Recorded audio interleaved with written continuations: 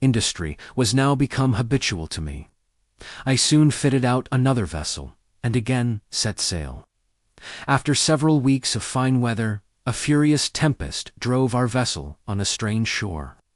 The cargo and most of the crew were lost, and those who escaped were in the utmost distress. Next morning, the natives of the country, who were blacks, came down upon us in a body, and seizing us, drove us before them a long way up the country. On our arriving at their town, they gave us an herb, which they made signs for us to eat. My companions, pressed by hunger, readily obeyed. But I, perceiving they themselves ate none of it, and expecting no good from such inhospitable hands, concealed what they gave me, and only pretended to eat it. They now set us at liberty, and gave us plenty of rice and other provisions, of which they themselves also partook. While one was at a loss to account for their behavior, I found, on addressing myself to my companions, that every one of them had lost his understanding. So baneful was the effect of the herb they had first eaten. Our masters perceived no difference between me and my comrades. They gave us great abundance of food, of which my unfortunate shipmates ate greedily, and soon became fat. Then was the mystery of our fate made plain. The blacks were cannibals, and having first deprived you all, as they supposed, of our reason, they fatted us up as delicacies for their inhuman feasts. My companions soon fell victims to their cruelty. But for me, partly from the horror of my situation, and partly from my own care in eating no more than was necessary to preserve life, I grew every day. The blacks, therefore, put off my destiny to a future time. The barbarians, not doubting, but I was bereft of understanding, allowed me a great deal of liberty. One day, on some particular occasion, all the inhabitants went out of town together, except a few feeble old people of horn. One was in no fear. I instantly seized the lucky moment to escape, and disregarding the outcries of those who remained in the town, I set off with all possible speed, and gained some neighboring woods, which afforded me food and shelter. I traveled many days, avoiding with great care any place which seemed to be inhabited. At length I came near to the sea, and saw some white people gathering pepper, which I took for a good omen. I went among them without scruple, and was overjoyed to hear them speak Arabic. These people received me kindly, and when they had laden their ships with pepper, they took me with them to their own country, and introduced me to their king. I was so well treated by my new protectors that I soon recovered my health and spirits. I became a favorite with the king, and a trivial matter greatly increased my influence with him. I observed that the prince and all his courtiers rode their horses without saddle, bridle, or stirrups. I found workmen, and giving them proper models, I caused all those articles to be made, and presented them to the king, who was highly pleased with them. I made others for all the principal courtiers, and introduced several other mechanical arts which were familiar to me, but entirely unknown in that country. By these means I conciliated the favor both of the prince and the people. The king not only made me very considerable presents, but being desirous that I should settle in his country, he gave me for a wife one of the richest and most beautiful ladies of his court. I durst not oppose the royal pleasure. I received the lady, therefore, with seeming joy, and lived with her in much harmony. But one could not forget my native country, nor suppress a wish to make my escape and return thither. While these thoughts took up much of my attention, the wife of a neighbor with whom I had become intimate died. I went to comfort my friend, and saluting him in the usual manner, I wished him a long life. "Alas," said he, "I have not an hour to live. I must be buried presently with my wife. Do you not know," continued he, "that it is the law of this country, a law on no account ever violated, that the living husband is interred with the dead wife, and the living wife with the dead husband?"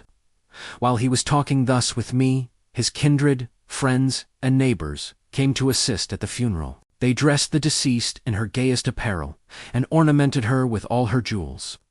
And having placed her in an open coffin, they began their march to the place of burial, the husband, walking at the head of the company. They went up a high mountain, and near the summit of it, they came to a large stone which covered the mouth of a very deep pit. Having raised the stone, they let down the corpse. The husband then employed his friends, and suffered himself to be placed in another open coffin, with a pitcher of water and 7 little loaves, and was let down in the same manner. The ceremony being over, they covered the whole with a stone, and returned to the city. Though I was struck with terror and astonishment at this barbarous transaction, the rest of the company were entirely unmoved. Accustomed to it from their earliest infancy, they regarded it as a matter of course. I thought the law so absurd, as well as cruel, that one ventured to speak my sentiments on it to the king. But I found His Majesty immovably prejudiced in its favor.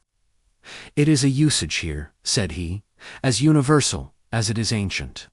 We have no trace how early it began, nor a single instance of an exception, from the sovereign to the meanest pease ant. Strangers, I hope," replied I, "are not subject to this barbarous law." "Indeed they are," said the king, smiling, "if they marry in this country." From that hour I became the prey of continual apprehension. Every little indisposition of my wife, however trifling, alarmed me. I renewed with redoubled earnestness my endeavors to escape. But, as if my conversation with the king had excited his suspicions, I found it impossible to elude the spies which everywhere surrounded me. In a short time all these apprehensions were realized. My wife fell sick, and in a very few days died. Judge of my feelings on this dismal occasion. Flight resistance were alike impracticable. The body was immediately prepared for interment. The cavalcade began, and I was obliged to lead the procession. On our arrival at the fatal pit, I begged leave to address the king and his court, who, in honor to me, attended the funeral. It was granted, but to no purpose. In vain I threw myself at the monarch's feet, pleading my past services. In vain I harangued the people on the cruelty and injustice of subjecting a stranger to so barbarous a law. In vain I urged that I had another wife and children in my own country, which plea, as good Mussulmans who allow polygamy, they ought to respect. Instead of being moved by my pleas and entreaties, they only made the more haste to inter the corpse. And notwithstanding my exclamation and outcries, they forced me into the coffin, and having lowered me down, they shut the mouth of the pit. When I reached the bottom, I threw myself on the ground in a transport of grief. How many hours I passed in this state, I cannot tell, but as nature will not support continual anguish, I became at length, by degrees, more composed. I then surveyed my situation, and found, from a little light, which here and there broke through the cavities of the rock, that I was in a cave of great length. Innumerable dry bones were scattered on the ground, interspersed with jewels and trinkets of immense value, which had been buried with the different bodies. But to nay great surprise, there was no stench, which I was then at a loss to account for, notwithstanding my hopeless situation and the misery I felt in contemplating it. Something, I know not what, preserved me from absolute despair. I determined to husband my bread and water with the utmost care, and actually managed it so that it supported me for many days. At length it was quite exhausted, and I was just resigning myself to death, when I perceived the stone at the mouth of the pit to be removed. I had no doubt but another funeral was taking place. Instantly snatching up a large hone, I concealed myself in the corner of the cavern. I waited till the second coffin was let down, and the pit covered, when finding a woman had been buried with her deceased husband, I gave the unfortunate wretch several blows, which speedily dispatched her, and seizing on her bread and water, I became possessed of the means of preserving my life a little longer. A few days after, when this store, so dreadfully obtained, was nearly gone, as I was sitting on my coffin, I heard something walking and panting as it approached from the interior parts of the cavern, which, being entirely dark, I had not attempted to explore. On this occasion, my situation was too desperate to admit of fear, and I determined to meet it. As I advanced, I found the noise retreat from me. I continued to follow it, till at length I found to my inexpressible joy that it led me to a hole in the rock big enough for me to escape through. When I arrived in open day, I threw myself on my knees and returned thanks to heaven for my deliverance. I found I was on the seacoast, with the immense mountain in which I had been buried between me and the town. I perceived also that the creature I had followed was a sea monster, who had no doubt come into the cavern to feed on the dead bodies, and thence I could account for the air of that dismal place being so little noxious. Having refreshed myself plentifully with the fruits I found on the mountain, I had the courage to penetrate the cavern again, and bring Awa part of the jewels and other treasures it contained. I did so repeatedly for some days, and made up several bales of them with the apparel I found in the cavern. Soon after, I was so lucky as to discover a ship. My signals were seen on board, and a boat sent to my relief, which conveyed me and my bales to the vessel.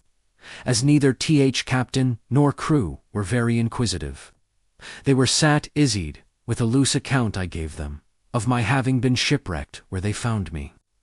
We had a short and agreeable passage, and arrived safely at Baghdad. I handsomely rewarded my deliverers, nor did I forget to tribute part of my wealth among my friends and the necessities. Sinbad having finished his relation, gave the porter another purse and another invitation to bear his further adventures. If you liked the video, don't forget to subscribe to the channel and hit the notification bell so you get the next episode as soon as it's out. And make sure to like the video because it really helps us keep going. Are you ready to find out what happens next? The answers and decisive confrontations are waiting for you in the next episode, coming very soon. Don't miss it. At the end of the video, thanks for watching.